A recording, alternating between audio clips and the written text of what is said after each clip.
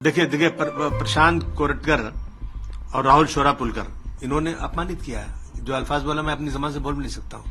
मुझे महाराष्ट्र में है, उनको क्यों नहीं पकड़ा जा रहा है? मैंने तो जो चीजें बोला है वो ऑन रिकॉर्ड बोला है जो है, और अगर मैंने जो बोला है वो गलत है तो जिन लोगों ने लिखा है, जो आजकल भाषण करते फिरते हैं, उनसे क्या कार्रवाई है? उनसे आपने पूछा क्या कि आप कैसे गलत बातें बोल रहे हैं?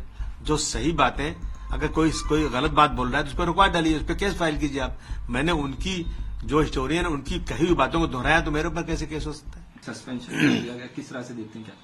नहीं, देखिए मैंने ऐसा कोई लफ्ज बोला नहीं और सोच भी नहीं सकता कि मैं किसी महापुरुषों के खिलाफ कोई बात करूं।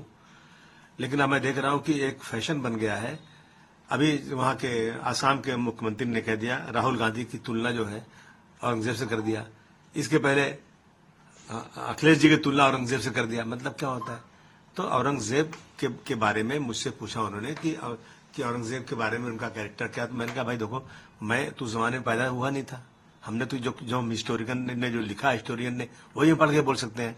तो सतीश चंद्रा जी, अद्वी तुरुस्की, डॉक्टर राजीव दीक्षित, डॉक्टर राम पुनियानी, अवध ओझा, मीना भार्गव, ये सब लोगों के कागजात मेरे पास मौजूद, इसमें रखे हुए सारी चीजें, उनके स्टेटमेंट्स हैं।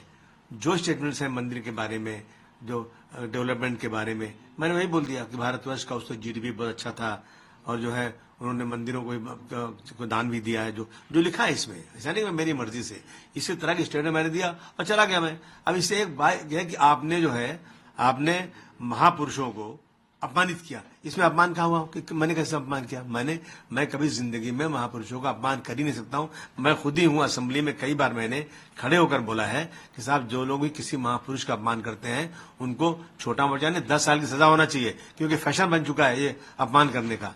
तो मैंने कहा किया। अब उसके ऊपर मुझे जो है पूरे सेशन के लिए सस्पेंड कर दिया गया है। मैं समझता हूँ ये नाइंसाफी है। सर, आपने 2 लोगों का नाम भी लिया जिन्होंने छत्रपति शिवाजी महाराज के बारे में बोला और देखिए प्रशांत कोरटकर और राहुल शोरापुलकर इन्होंने अपमानित किया है। जो अल्फाज बोला मैं अपनी जबान से बोल भी नहीं सकता हूँ। मुझे महाराष्ट्र में है, उनको क्यों नहीं पकड़ा जा रहा है?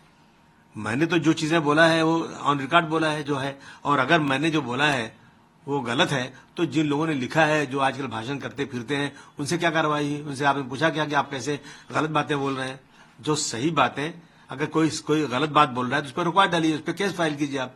मैंने उनकी जो हिस्टोरियन है उनकी कही हुई बातों को दोहराया तो मेरे ऊपर कैसे केस हो सकता है? आपने कहा कि लीगल लड़ाई लड़ूंगा मैं, मुझे सस्पेंशन के लिए क्या कहना चाहिए? नहीं, मैं अब देखूंगा इसमें क्या रास्ता हो सकता है। नाइंसाफी अगर इसी तरह से होगी, मैं समझता हूँ। देखिए ये सिर्फ क्यों हो रहा है कि बीजेपी सरकार जो है ना, वो हर चीज ढूंढती है कि मुझे इससे फायदा कितना होगा।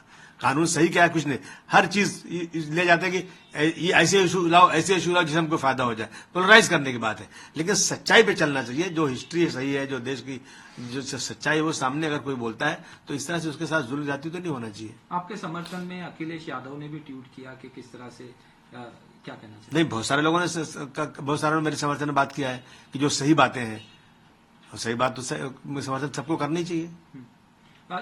आपने सफाई दी कि जो औरंगजेब हैं वो क्रूर शासक नहीं थे, वो मेरा स्टेटमेंट में वापस मैंने जो कहा था ना, मैं इसलिए वापस ले रहा हूं कि एक इसकी वजह से पूरा एक बाउंडर खड़ा हो गया है। लोग मुझे टेलीफोन में गालियां दे रहे हैं, मैं फोन नहीं उठा रहा हूं। जान से क्यों मार दोगे भाई?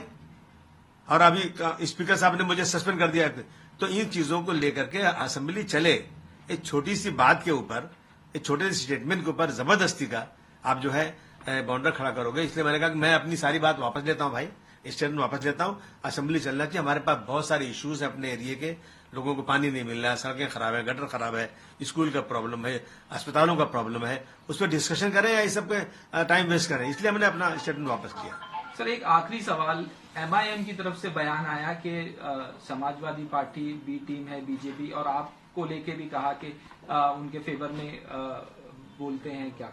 तो मतलब इसका मतलब हम काम करना छोड़ दें, हम असेंबली जाने ही बंद कर दी, ये काम ही बंद कर दें अगर इस तरह के इल्जाम लगाएंगे लोग।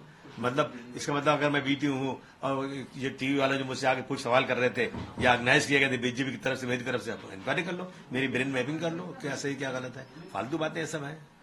आपने कहा कि तबीयत भी खराब थी इसीलिए असेंबली नहीं गए, और आज इस तरह नहीं देखिए, असेंबली तो मैं कल तबीयत खराब फिर भी असेंबली जाता मैं, लेकिन इतना हंगामा था कि लोगों ने कहा मत आइए आप। और आज जो है जैसे असेंबली शुरू हुई वैसे सस्पेंशन का ऑर्डर आ गया। आपको धमकी दी जा रही है, केस भी हो गया आपके ऊपर। हाँ, दो केसेस भी हो गए। किस लिए केस हो गया? गलती क्या मेरी है? मैं दुनिया से पूछना चाहता हूं मेरी गलती क्या है? मैंने हिस्टोरियन के जो हिस्ट्री में लिखा हुआ है, जो इनके बयानात हैं, जो जाकर चारों तरफ भाषण करके लोग बोलते हैं, वही बातें मैंने दोहरा दिया। वो आजादी से घूमते हैं, उनकी किताब पे कोई पाबंदी नहीं है, और मैंने वही बात बोल दिया तो मेरे ऊपर केस।